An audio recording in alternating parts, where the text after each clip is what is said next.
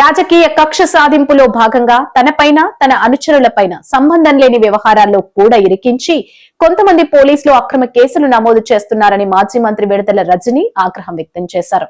TDP నేతల అక్రమాలపై బాధితులు ఫిర్యాదులు చేస్తే వారు నా అనుచరులు అంటూ నమోదు చేస్తున్న తప్పుడు కేసులపై చట్టపరంగా పోరాటం చేస్తానని ఆమె స్పష్టం చేశారు.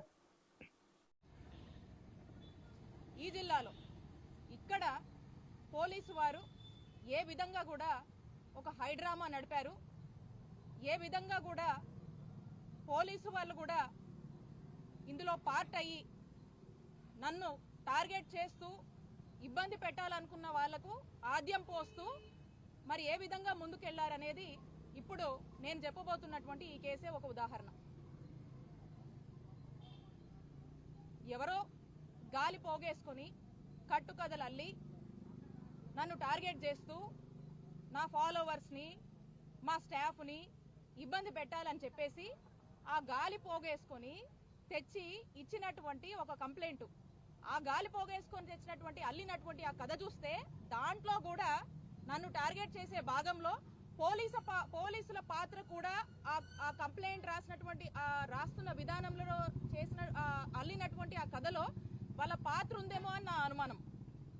ఎందుకనంటే ఒక కంప్లైంట్లో శ్రీ గణేష్ చౌదరి అనేటువంటి వ్యక్తి నా సన్నిహితుడని, ఈ గణేష్ అనేటువంటి వ్యక్తి నా ఫాలోవర్ అని, అతనికి మాకు ఏవో ట్రాన్సాక్షన్స్ ఉన్నాయని చెప్పేసి ఒక గాలి పోగేసి ఒక కట్టుకదల్లి అది కంప్లైంట్ ఇస్తే ఆగ మేఘాల మీద ఆ కంప్లైంట్ ఎప్పుడైతే గ్రీవెన్స్కి వచ్చిందో ఇమీడియట్ గా కూడా నా స్టాఫ్ మీద చీటింగ్ కేసు నమోదు చేశారు.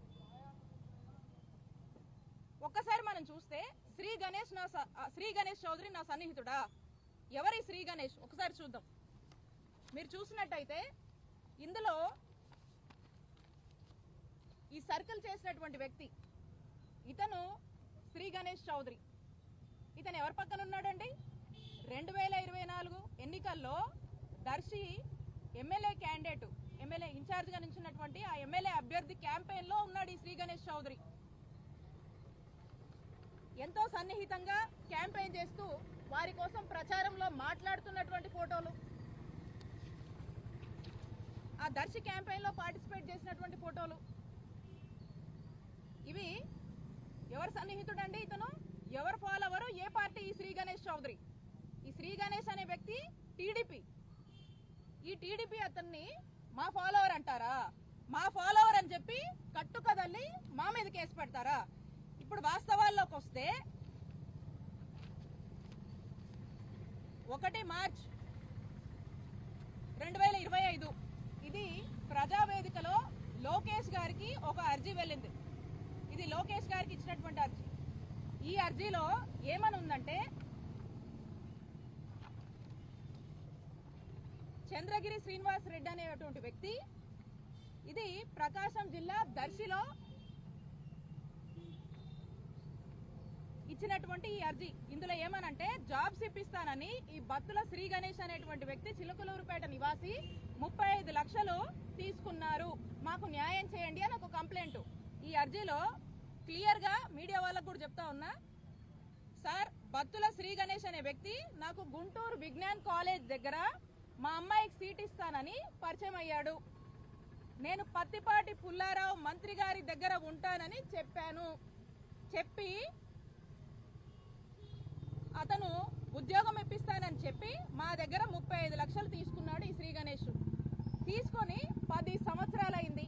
ఈరోజు మనం మాట్లాడుతున్నాము 2025. 10 సంవత్సరాలంటే 2015లో ఏ పార్టీ అధికారంలో ఉంది?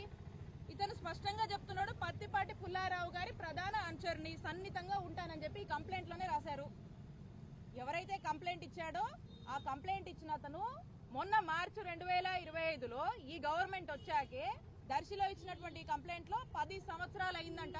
పత్తిపాటి పుల్లారావు అనుచరుని, ఫాలోవర్ని అని చెప్పి మరి 35 లక్షలు తీసుకున్నాడని చెప్పి ఒక కంప్లైంట్ ఇచ్చారు. ఇక్కడ ఎక్కడా కూడా మా పేరు లేదే. ఎవరు అనుచరుని చెప్తున్నారు? ఈ శ్రీ గణేష్ అనే వ్యక్తికి మాకు ఎటువంటి సంబంధం లేదు. మాకు కానీ, మా సిబ్బందికి కానీ, మా ఫాలోవర్స్ కానీ, మా నియోజకవర్గ ప్రజలను అడిగితే చెప్తారు ఈ శ్రీ గణేష్ ఎవరు, ఏ పార్టీ, ఎవరితో సంబంధాలు ఉన్నాయనేది. మాకు సంబంధం లేదు. మా పార్టీ కానటువంటి వ్యక్తిని ఏదో ఒక కట్టుకథ అల్లి ఆ కట్టుకథలో నన్ను టార్గెట్ చేసేందుకు సంబంధం లేనటువంటి ఈ శ్రీ గణేష్ పేరుతో ఎవడో గాలికి ఒక కంప్లైంట్ ఇస్తే దాంట్లో మా మీద కేసులు పెడతారా? దీంతో పాటు ఇంకోటి కూడా చూపిస్తాను మీకు. దీని మీద ఈ గవర్నమెంట్ వచ్చాకే ఇతనికి వేరే వాళ్ళకి ఏవో ట్రాన్సాక్షన్స్ ఉన్నాయని చెప్పి పలు కంప్లైంట్స్ పలు గ్రీవెన్స్ లో ఇతని మీద ఇచ్చారు, ఈ గణేష్ మీద. మరి ఈ గణేష్ మీద ఇంకోటి మా చిలకలూరుపేట టౌన్ స్టేషన్ లో ఈ టీడీపీ గవర్నమెంట్ రాగానే ఒక కంప్లైంట్ వెళ్ళింది అక్కడ కూడా. ఆ కంప్లైంట్ వెళ్ళిన తర్వాత పోలీసులు 21 జనవరి అంటే జనవరి 21, 2005లో ఒక రాజీ అండర్స్టాండింగ్ రాసుకున్నారండి. ఒక సెటిల్మెంట్ జరిగింది టౌన్ స్టేషన్ లో. ఈ సెటిల్మెంట్ ఏంటంటే కంప్లైంట్ ఇచ్చిన అతను మొన్న మా మీద ఎవరైతే కంప్లైంట్ ఇచ్చాడో ఈ మాబు సుబాని అని చెప్పి మా మీద కంప్లైంట్ ఇచ్చాడో, కంప్లైంట్ ఇస్తే మా మీద కేసు కట్టారో అదే వ్యక్తి గవర్నమెంట్ రాగానే కంప్లైంట్ ఇస్తే ఆ కంప్లైంట్ లో పోలీస్ స్టేషన్ లో జరిగిన సెటిల్మెంట్ ఏంటి?